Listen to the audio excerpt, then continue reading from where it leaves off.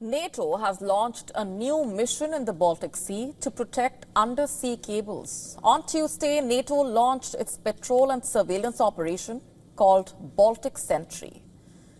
The NATO Secretary General has said that the operation will include frigates, maritime patrol aircraft, submarine satellites, remotely operated vehicles, and a small fleet of naval drones. Before we tell you more, let's just play out for you what he said. Today, I can announce that NATO is launching Baltic Sentry. Under the authority of NATO's Supreme Allied Commander, General Kiskavoli, this military activity is part of our ongoing effort to enhance maritime presence and monitoring of key areas for our alliance. It will involve a range of assets, including frigates and maritime patrol aircraft, among others, and will enhance our vigilance in the Baltic.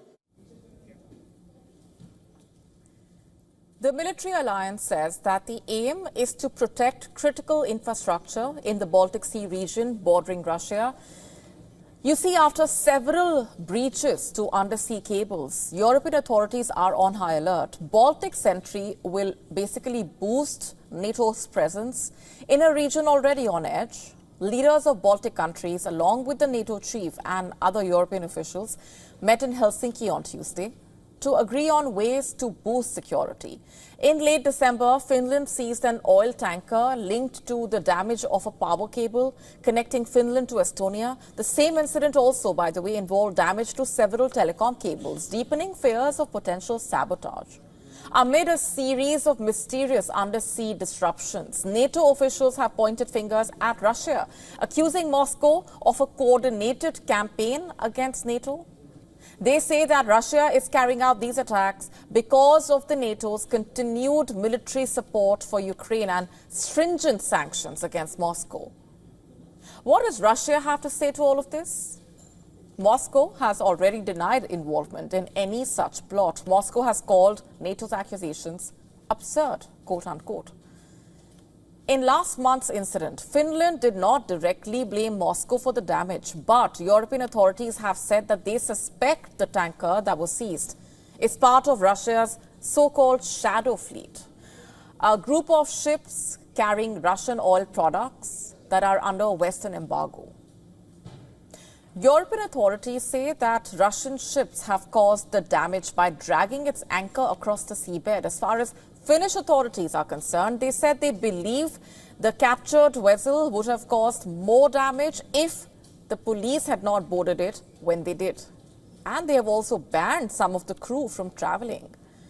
A few weeks earlier, in November, an underwater communications cable connecting Finland and Germany was also cut.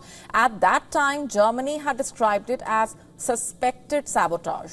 Damage was reported to a separate internet cable linking Lithuania and Sweden. Remember, leaders of Baltic countries, Estonia, Latvia, Lithuania, have been very vocal about their fears about Russia. Baltic states basically worry that they will be the next target of the Kremlin and the very bombs and missiles used to level Ukrainian cities.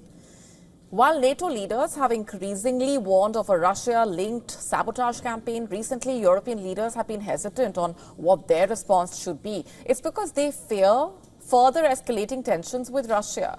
But officials in Baltic states bordering Russia have pressed for greater action. And now that they have launched Mission Baltic Sentry, they have warned Europe to brace for more sabotage attempts in the future, with the Finnish president saying, quote unquote, get used to the new normal. We're only a couple of hours into the information that we got, so I think it's too early to say, but I guess the conclusion that we can draw is that get used to the new normal. These kinds of things will happen in the future as well. And the good news here, of course, is that when it happened a year ago, the ship left the Baltic Sea.